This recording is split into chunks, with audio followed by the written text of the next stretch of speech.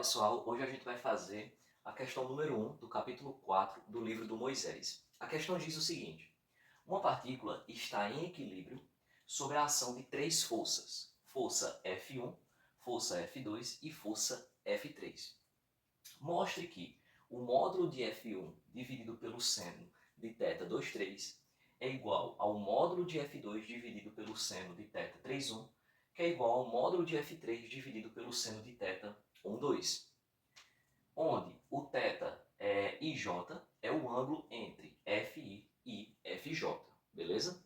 Bom, o nosso enunciado ele traz duas informações importantes. Ele disse que essa partícula ela está sob a ação, de três forças, porém ela se encontra em equilíbrio, beleza? Essa informação é muito importante. E a segunda informação que é interessante a gente ter em mente é que o ângulo θ e J é o ângulo entre duas forças, que aqui ele falou FI e FJ, tá bom? Beleza. Então, a primeira coisa que eu coloquei aqui na nossa resolução, no início da nossa resolução, é a gente desenhar o nosso diagrama de forças. E esse diagrama de forças, ele é feito dessa forma aqui, tá?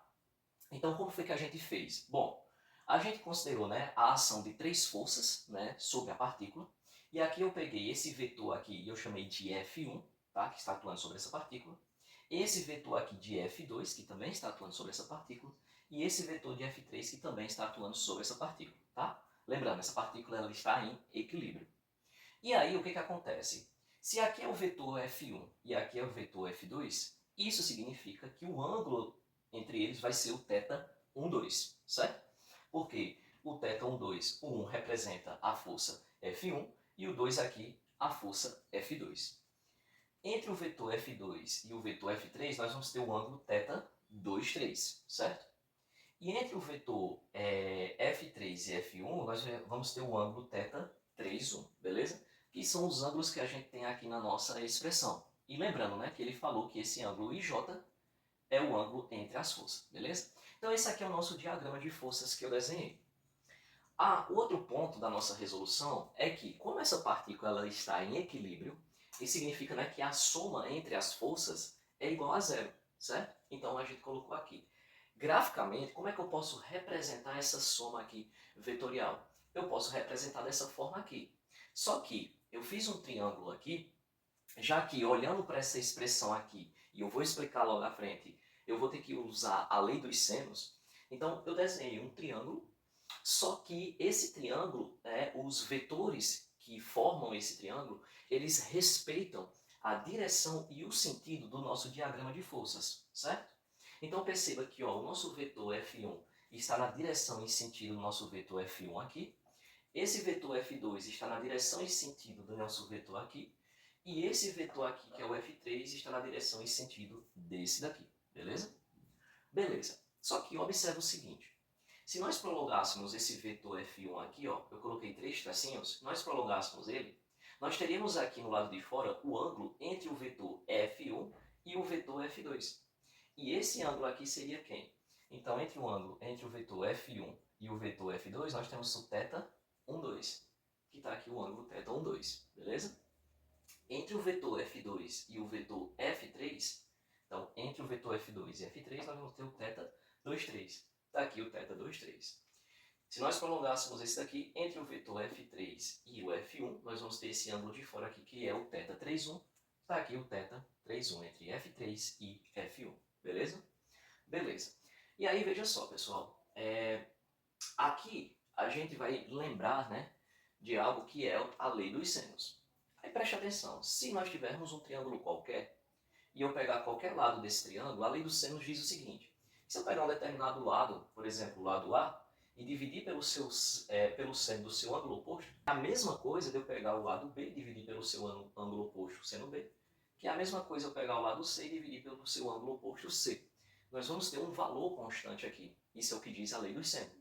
Então, se nós lembrarmos dessa lei e aplicarmos para esse nosso triângulo aqui, nós vamos ficar com essa expressão aqui, certo? Então, o nosso lado aqui, F1, aqui, o módulo de F1, dividido por quem? Pelo seno de φ3, certo? Que é esse ângulo oposto aqui. O módulo de F2 dividido pelo seno de φ1. F2 seno de φ1. E o módulo de F3 dividido pelo seno de φ2. Módulo de F3 dividido pelo seno de φ2 está aqui, beleza? Então isso aqui seria a lei dos senos para esse nosso triângulo aqui em cima, beleza? Só que ainda a gente não chegou na expressão que ele pede que a gente chega. Porque aqui a gente tem um ângulo φ, certo? E aí o que a gente fez? Bom, eu vou somar os ângulos desse nosso triângulo aqui, e aí a gente observa o seguinte, né? Que, por exemplo, se eu pegar esse ângulo aqui, θ 3,1, e somar com esse ângulo aqui, φ1, a soma desse ângulo aqui vai ser a metade de uma circunferência. E isso aqui vai ser igual a π. A mesma coisa acontece para quando eu somar os outros ângulos aqui. Então, temos essa expressão aqui, beleza? Beleza. E aí, veja só, eu coloquei uma estrela aqui. Vamos supor que eu pegue essa expressão, essa primeira expressão aqui em cima, tá? A gente tem que o φ1 vai ser igual a quem? Ao π menos o θ 3,1, né? Esse θ 3,1 passa para o outro lado e passa negativo, nós temos essa expressão. Isso significa que o seno de φ1 vai ser igual a quem? Ao seno de π menos o θ 3,1, tá? Já que o φ1 é igual a essa expressão aqui, beleza? E aí eu trago um outro lembrete aqui, que é o seno da diferença. Quando eu tenho o seno de A menos B, isso aqui é a mesma coisa do seno de A vezes o cosseno de B, menos o cosseno de A vezes o seno de B, ok? Bom, quando eu aplico esse lembrete aqui, para essa nossa expressão aqui em cima, eu tenho que o seno de π menos o θ de 3,1, isso aqui vai ser igual ao seno de π vezes o cosseno de θ 3,1, menos o cosseno de π vezes o seno de θ 3,1, beleza? Seno de π é zero. E cosseno de π é menos 1. Aqui vai ficar menos vezes menos 1, isso aqui vai dar igual a 1. E aí a gente chega nessa expressão aqui. Já que isso aqui é zero, isso aqui tudo vai para zero.